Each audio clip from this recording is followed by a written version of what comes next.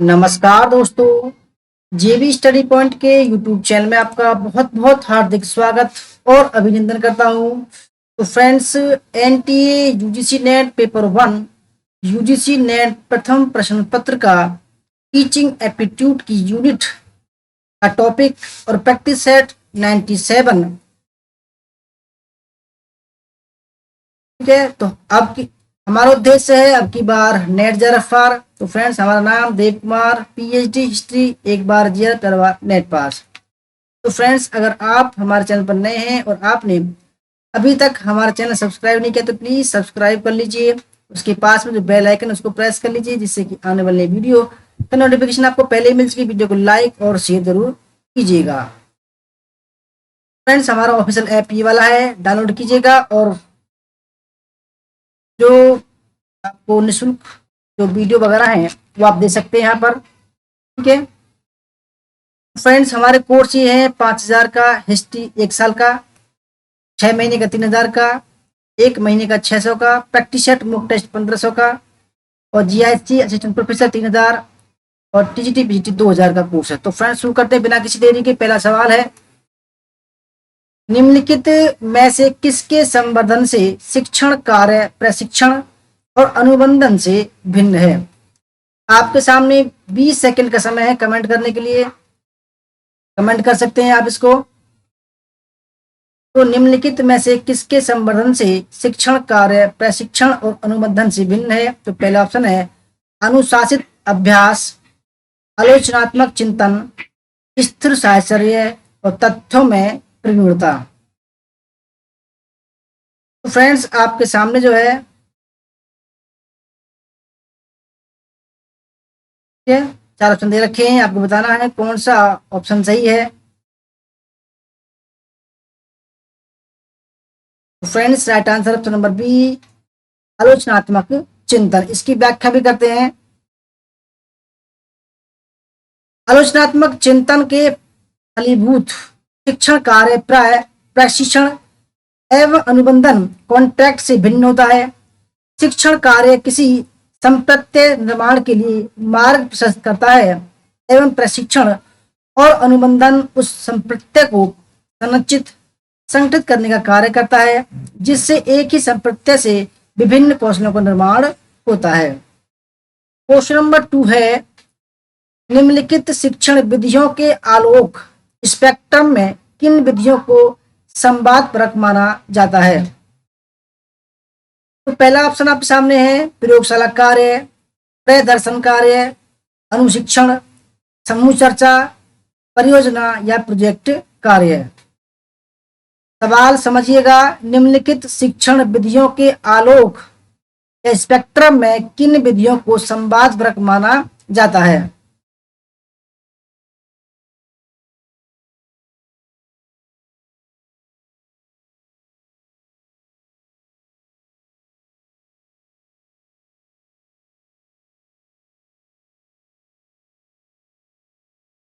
तो फ्रेंड्स देखो, इसमें जो शिक्षण विधियां होती हैं उनमें अनुशिक्षण यानी कि ट्यूटोरियल्स और समूह चर्चा को आलोक परक विधियां माना जाता है। तो फ्रेंड्स, ऑप्शन नंबर इसका ए राइट आंसर हो जाएगा। संवाद परक शिक्षण विधि एक संप्रेषण विधि है जिनमें उन तकनीक का प्रयोग किया जाता है जो संप्रेषण से जुड़े होते हैं।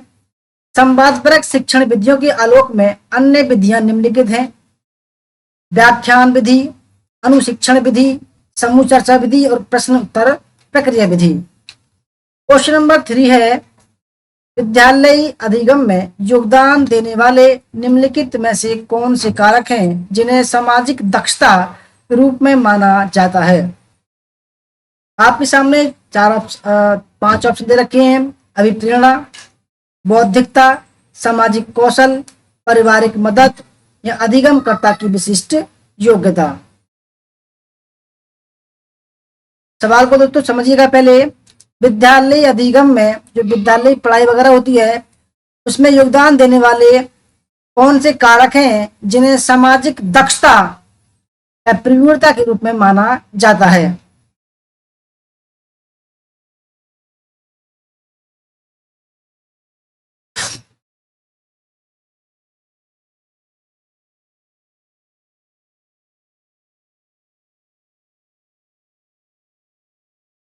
तो फ्रेंड्स देखो, इसमें हो जाएगा अभिप्रेरणा। अभिप्रेरणा दोस्तों सामाजिक दक्षता के रूप में माना जाता है, और सामाजिक कौशल को, ठीक है, और पारिवारिक मदद को। तो ऑप्शन नंबर इसका ए राइट आंसर हो जाएगा, ए, सी और डी। सामाजिक दक्षता के अंतर्गत सामाजिक, संवेदनात्मक, संज्ञानात्मक तथा व्यवहारात्मक कौशल आते हैं। अतः विद्यालय अधिगम में योगदान देने वाले कारक निम्न हैं, जिन्हें सामाजिक दक्षता के रूप में माना जाता है: अभिप्रेरणा, सामाजिक कौशल और पारिवारिक मदद। क्वेश्चन नंबर 4 है, शिक्षण की अवधि में प्रयुक्त होने वाले विषय वस्तु प्रकार के सापेक्ष प्रक्रिया वाले प्रश्नों को संसूचित करने वाले प्रश्नों को निम्नलिखित प्रदत्त सूची से पहचान कीजिए। तो इसमें 5 ऑप्शन दे रखे हैं। पहला है अपसारी प्रश्न,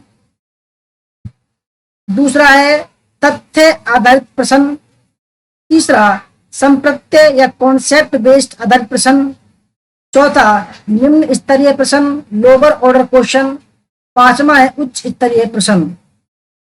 कौन सा सही है?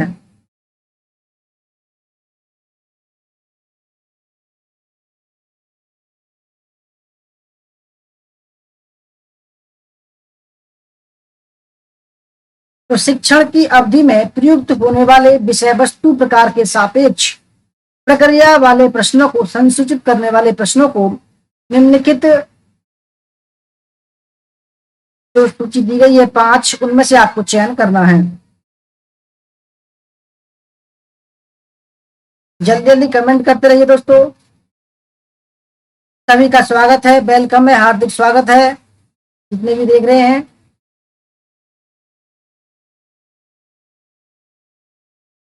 तो फ्रेंड्स देखो, इसमें ए हो जाएगा अपसारी प्रश्न, सी हो जाएगा कॉन्सेप्ट बेस्ड क्वेश्चन, और ई उच्च स्तरीय प्रश्न। तो ऑप्शन नंबर इसका ए राइट आंसर हो जाएगा। प्रश्न दोस्तों क्या होता है? एक प्रकार का वाक्य होता है जिसके उत्तर की संभावना होती है। प्रश्न कई प्रकार के होते हैं, जिनमें प्रक्रिया प्रकार वाले प्रश्न हैं, अपसारी प्रश्न, कॉन्सेप्ट बेस्ड और high level question. Question number 5 है, कोई शिक्षक अपनी कक्षा में वांछित अधिगम परिणाम सुनिश्चित करने के लिए प्रश्न उत्तर सत्र का प्रयोग करता है। इस प्रक्रिया में वह किसी विद्यार्थी द्वारा दिए गए कुछ उत्तरों के लिए निम्नलिखित प्रकार की टिप्पणी करता है, जैसे हाँ, आप सही हैं, उत्तम। इनमें निम्नांकित में से किसका उदाहरण माना जाएगा?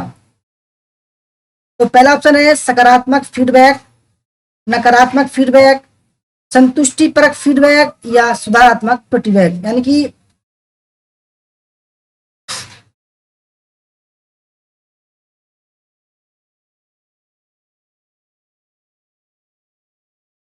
अगर टीचर कहे आपसे कि किसी सवाल के उत्तर देने के बाद कि हाँ बिल्कुल राइट, आप सही हैं, बहुत बढ़िया, तो बच्चे के ऊपर क्या प्रभाव पड़ेगा?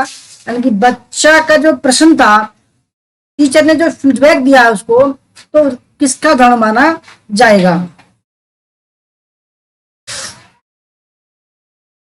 वेरी सिंपल सवाल है। तो फ्रेंड्स अगर देखो, अगर आप क्वेश्चन सही है, ठीक है, और टीचर कहना बहुत बढ़िया, शाबाश बेटा, तो उसको बोलते हैं पॉजिटिव फीडबैक या सकारात्मक फीडबैक बोलते हैं उसको, ठीक है।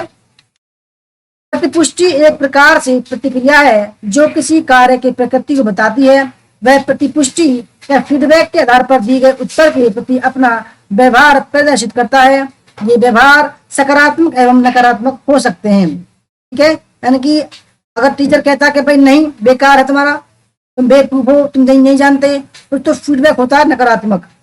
यदि एक शिक्षक अपनी वांछित अधिगम परिणाम सुनिश्चित करने के लिए प्रश्न उत्तर प्रक्रिया अपनाता है और प्रक्रिया में वह विद्यार्थी द्वारा दिए गए उत्तरों के लिए हाँ, आप सही, उत्तम की टिप्पणी करता है, तो वह सकारात्मक प्रतिपुष्टि होगी जो विद्यार्थी को प्रोत्साहित करेगी। क्वेश्चन नंबर 6 है, शिक्षण अधिगम उद्देश्यों के संज्ञानात्मक क्षेत्र में निम्नांकित में से किसे अधिगम परिणामों के उच्चतर प्रकार के रूप में वर्गीकृत किया जाएगा? पहला है ज्ञान और अवबोध, दूसरा अवधारणात्मक तत्वों का विश्लेषण, तीसरा अर्जित ज्ञान और कौशलों का प्रयोग, चौथा संश्लेषण, जिसमें विचारों की सृजनात्मक व्यवस्था निहित हो। और पांचवा मूल्यांकन, जिसमें आंतरिक एवं बाह्य मानकों के अनुप्रयोग द्वारा निर्णय लिया गया हो।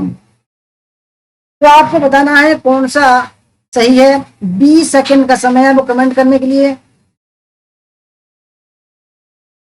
शिक्षण अधिगम उद्देश्यों के संज्ञानात्मक क्षेत्र में निम्नांकित में से किसे अधिगम परिणामों के उच्चतर प्रकार के रूप में वर्गीकृत किया जाएगा?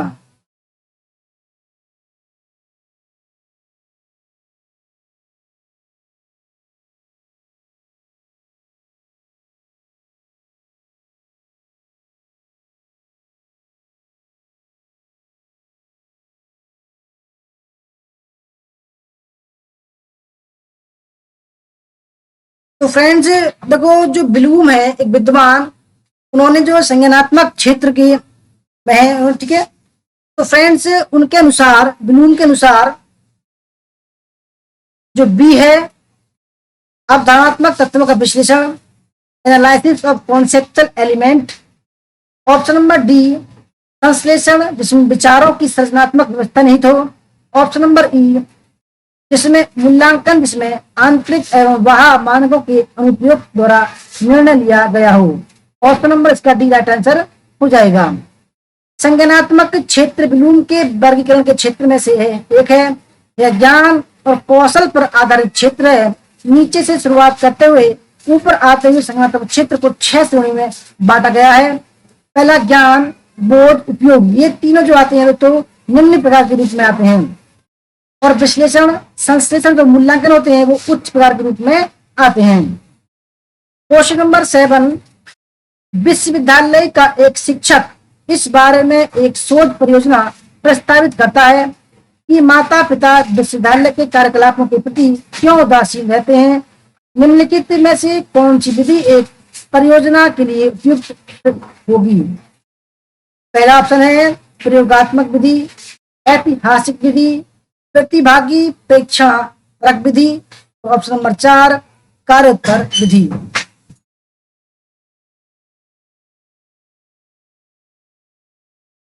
कोई विश्वविद्यालय का एक शिक्षक एक शोध परियोजना प्रस्तावित करता है कि माता पिता विश्वविद्यालय के कार्यक्रमों के प्रति क्यों उदासीन रहते हैं, तो वह किस प्रकार की जो है परियोजना होगी? तो फ्रेंड्स, जब किसी कारण की हम खोज करते हैं, तात्कालिक कारण की, तो फ्रेंड्स उसको बोलते हैं हम कार्योत्तर विधि या एक्स पोस्ट फैक्टो मेथड। विश्वविद्यालय का एक शिक्षक इस बारे में शोध परियोजना प्रस्तावित करता है कि माता पिता, ठीक है। तो फ्रेंड्स सही आंसर हो जाएगा option number D. Question number 8, निम्नलिखित में से किस स्तर में संज्ञानात्मक अंतर विनिमय की इष्टतम गुंजाइश होती है, जिसके लिए विश्लेषण और संश्लेषण अपेक्षित होता है? पहला स्मृति स्तर शिक्षण, अवबोध स्तर शिक्षण, विमर्शी स्तर शिक्षण। ऑप्शन नंबर 4 है स्वायत्त विकास स्तरीय शिक्षण। सभी का दोस्तों स्वागत है, वेलकम है। तो फ्रेंड्स आजकल ऐसे ही सवाल आ रहे हैं, ठीक है। अगर आप इनको समझ गए थोड़े बहुत भी, तो आपके बल्ले बल्ले हो जाएंगे दोस्तों, आपको कोई नहीं रोक सकता है एग्जाम पास करने से। तो सवाल है निम्नलिखित में से किस स्तर में संज्ञानात्मक अंतर विनिमय की इष्टतम गुंजाइश होती है, जिसके लिए विश्लेषण और संश्लेषण अपेक्षित होता है? तो फ्रेंड शिक्षण के 3 स्तर हैं, शिक्षण के 3 स्तर हैं, ठीक है। कौन सा? स्मृति स्तर, दूसरा अवबोध स्तर, तीसरा है विमर्शी स्तर। तो फ्रेंड्स राइट आंसर हो जाएगा ऑप्शन नंबर सी विमर्शी स्तर शिक्षण, ठीक है, विमर्शी शिक्षण स्तर। क्वेश्चन नंबर 9 है यह मत कि शिक्षण अधिगम स्थितियां सातत्य पर लाई जा सकती हैं, जिसका विस्तार स्मृति स्तर से विमर्शक स्तर तक होता है, किसके द्वारा प्रतिपादित है? पहला है कूट लेविन, दूसरा स्टीफन एम कोरी, तीसरा मोरिस एल्बिगी और चौथा है B.F. स्किनर।